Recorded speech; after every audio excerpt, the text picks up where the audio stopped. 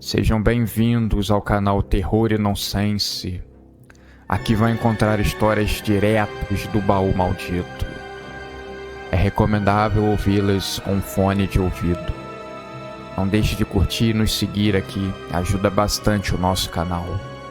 Vamos para as histórias. A verdade é que hoje, anos mais tarde, quem naquela época cortou as correntes nunca as levou para frente. A sua vida está estagnada.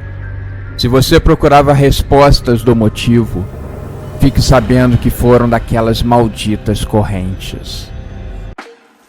Quando jovem, Gertrude sempre matava as famosas correntes de internet, que chegavam como mensagens privadas em seu celular tijolão, como ele era conhecido. Ela começava a ler a mensagem. Quando percebia que era uma das malditas correntes, ela logo apagava, interrompendo assim o ciclo natural delas. Mas essas correntes, amigos, elas têm um porém. Nunca são por acaso. Existe um certo ritual por trás delas, algo que é amplamente estudado por intelectuais ocultistas, que é porte de conhecimentos obscuros e malévolos, e serem maldade e rituais funestos dentro dessas inocentes mensagens. A pessoa deveria sempre levar a sério. Quer se livrar dos problemas futuros? Livre-se das mensagens, jogando elas para frente, nunca para o lixo. Gertrudes estava sempre endividada e vivia doente. Mesmo aos 40 anos de idade, a sua saúde estava deteriorada.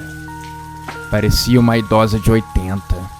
Suas amigas tentavam a incentivar a ir na academia, fazer uma dieta mais saudável. Mas a mulher tentava e não conseguia. Havia sido casada por 3 vezes, mas os seus relacionamentos sempre terminavam da pior maneira possível, com os seus maridos atraindo com mulheres mais jovens. Era um ciclo eterno de dor e sofrimento. Hoje, parece que ninguém mais estava interessado nela. Gertrudes, todas as noites, chorava no seu quarto escuro, frio e solitário. Mesmo tendo estudado nas melhores escolas particulares da sua cidade, feito uma faculdade renomada de direito, ela não conseguia emprego na sua área. O seu auge foi ter conseguido ficar 6 anos em um emprego como repositora de caixa. Um feito e tanto. Hoje ela trabalhava como zeladora em uma creche, limpando cocô e vômito de crianças. Às vezes, ela colocava a mão na cabeça e pensava: o que será que deu errado comigo? Em uma dessas suas súplicas, ela recebeu uma mensagem misteriosa na caixa de e-mails do seu celular. No corpo do alerta dizia: mensagem importante, não delete.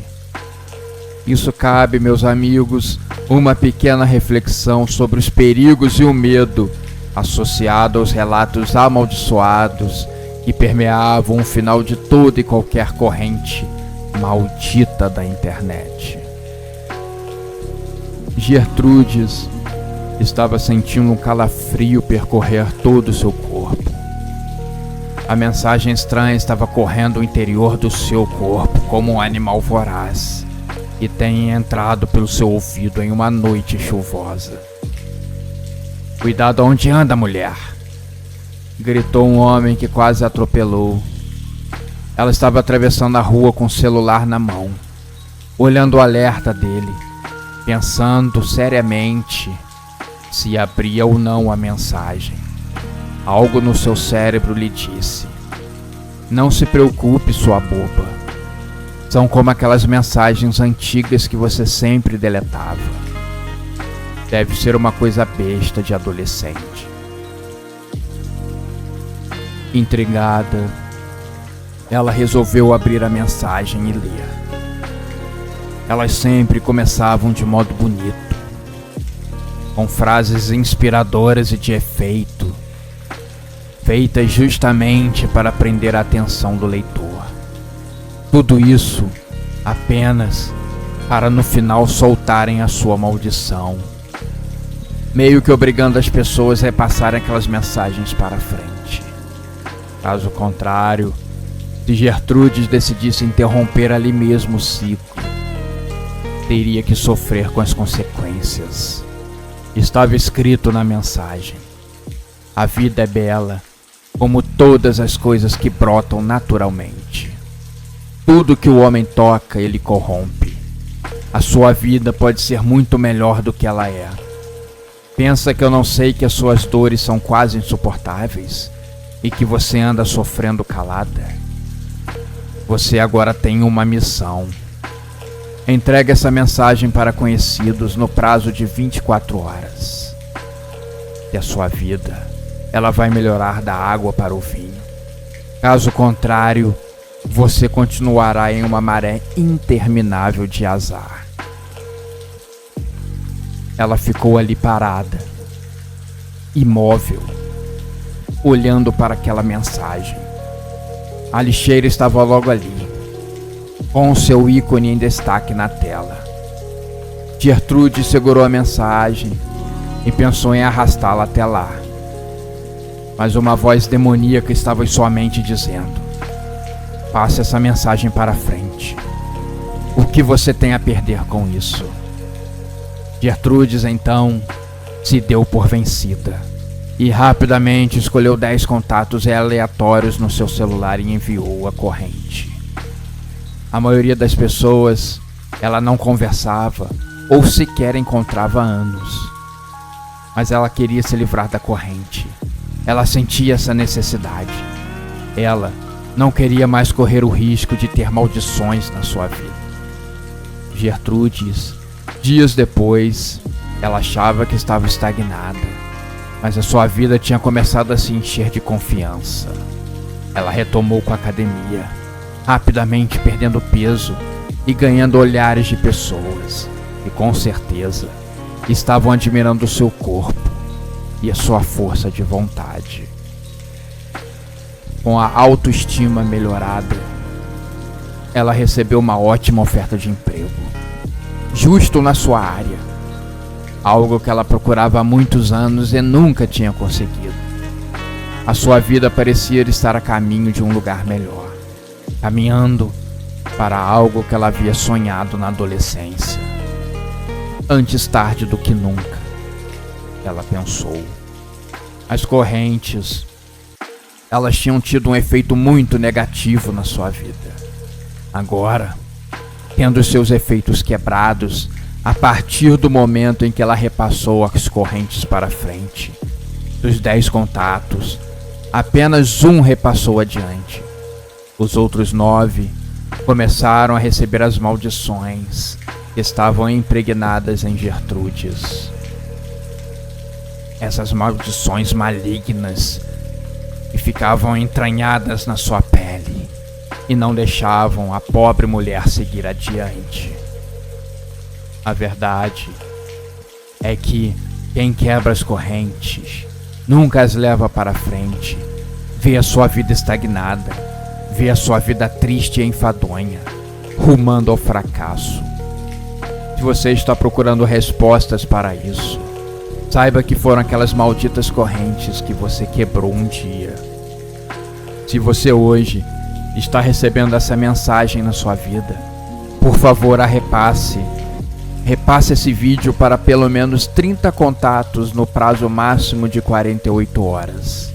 Ou então, a sua vida ficará amaldiçoada pelo resto dos seus dias. Vê se agora você aprende a não quebrar nenhuma corrente de internet. O homem que o velho estava olhando se encolhia, com olhos estreitos e coçando a cabeça, como se fosse uma confissão de culpa. Um dia muito esquisito. e que vai ficar marcado para sempre na minha vida. Eu precisava que a trilha que levava a uma famosa cachoeira fosse marcada, para reabrir o parque aos visitantes novamente. Então, contratei uma empresa que me enviou 3 homens. Eles com ar sérios e marcados pela idade. Trabalho árduo deixa a pessoa com aparência mais velha do que sua idade real. Eu estava encarregado de seguir a trilha e ir marcando com eles os lugares em que precisavam cortar galhos, capenar mato, remarcar lugares, consertar pequenos degraus de madeira e etc. O parque tinha sido deixado abandonado por um bom tempo. Quando meu pai o comprou e prometeu reabrir ao público, uma boa parcela das pessoas mais jovens que não conheceram se animaram de vir conhecer. Então, eu preciso ajeitar as coisas o mais rápido possível. Depois do primeiro contato, pegamos mantimentos, fogo para a fogueira. A tendência era dormirmos em um lugar aberto na mata, para recomeçar o trabalho pela manhã. Meu pai tinha planos de abrir uma pousada lá no alto, depois da cachoeira, para quem quisesse ficar alguns dias no mato, sem o incômodo de dormir no chão ou em tendas. Acho a ideia muito legal. Falta saber se vai ter adesão das pessoas. Dormir no mato era muito mais barato e criava o clima de estar acampando. Começamos os trabalhos sem muitos acidentes. Já estávamos chegando aos 30% do trajeto quando a noite chegou. Mais rápido do que pensávamos. A previsão do tempo era clima seco, sem chuva, e nenhuma nuvem era vista no céu. Todas as estrelas estavam estáticas lá, para o nosso deslumbre. Eu deitei um pouco ao lado da fogueira em que estávamos nos aquecendo. Com a tenda montada, os homens comiam carne ao redor do fogo, quando eu escutei o mato fazer barulho. Fiz um gesto de silêncio para os homens. Seria uma emboscada? O mato continuou roçando. Um vento frio soprava daquela direção, dando indícios que algum mal estava se aproximando. Os homens já estavam pegando nos seus enormes facões, quando um homem muito velho e magro saiu do mato. Tinha uma aparência de povos originários, muito antigo. Tinha um colar de ossos de animais pendurados no pescoço, e uma pequena tanga escondia as suas vergonhas. Ele pediu licença e se sentou conosco na fogueira. Um dos homens lhe deu um pedaço de carne. O velho a saboreou bem devagar, como se nunca tivesse comido um pedaço de carne na vida. Com uma voz muito forte, ele olhou fixo para um dos homens e, antes de começar a contar a história, jogou um pó que estava em uma das mãos na fogueira, fazendo o fogo ficar azulado. Uma parada meio de magia, acho que para criar um clima, e começou a contar. Essa pessoa era encarregada de tomar conta da casa. Sua mãe era viúva. A criança, que vinha crescer meio rebelde, um dia encontrou uma presa fácil na rua. Acompanhou toda a sua rotina no dia a dia, e quando ela menos esperava, a atacou com violência. Um crime que nunca foi solucionado. A mulher envelheceu com esse trauma na mente, e o homem andou impune por aí, até hoje. Eu percebi que o homem que o velho estava olhando se encolhia, com olhos estreitos e coçando a cabeça, como se fosse uma confissão de culpa. Nenhum de nós ousou falar uma palavra sequer. Só acompanhamos o velho contar a história. Depois ele se virou para o segundo e fez o mesmo ritual na fogueira. Dessa vez a chama foi esverdeada. uma coisa linda de se ver. Adorava passar a perna nos companheiros do trabalho. Escolhia sempre o pior turno para conseguir os melhores espólios. Tratava a mercadoria da empresa como conquistas de guerra, tentando enfraquecer o dono e sempre armando para que um dos seus colegas fosse pego. Teve um que não aguentou a pressão e acabou tentando contra a própria vida. Isso não é um motivo muito forte para a pessoa sentir vergonha e nunca se perdoar para o resto da vida? Ao terminar de falar, ele cuspiu no chão. Estava visivelmente irritado. Notei um comportamento parecido do segundo homem. Eu estava com medo que chegasse a minha vez. Não lembro de ter feito algo assim no passado, mas nunca se sabe. A memória, às vezes, nos trai. Dessa vez, ele não fez o ritual, mas olhou fundo nos olhos do terceiro homem e começou a contar. O pior pecado é o assassinato. Você tem um colega de trabalho que fica devendo uma grana a você. Havia pedido emprestado alguns meses antes, mas como nunca tinha dinheiro para pagar, foi adiando a causa. A pessoa se irrita com os atrasos do pagamento e um dia vai tirar satisfação. Nenhum outro funcionário perto da obra. A pessoa perde o controle, pega uma pá e acerta a cabeça do outro, aproveitando que estava fazendo a fundação de um prédio, ou enterra ali mesmo. Agora que o morto não vai pagar mesmo o que deve.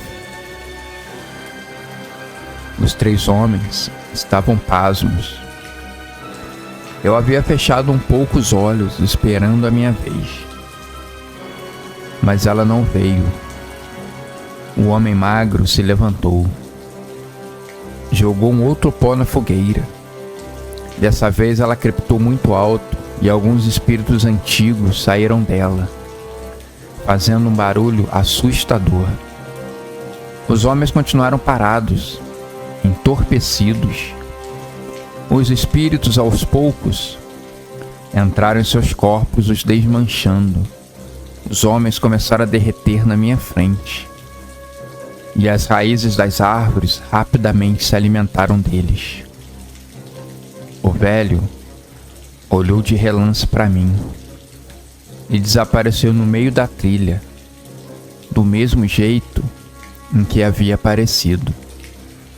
Agora, imaginem como eu vou contar essa história para as autoridades. Eles vão me internar, achando que eu estou louco.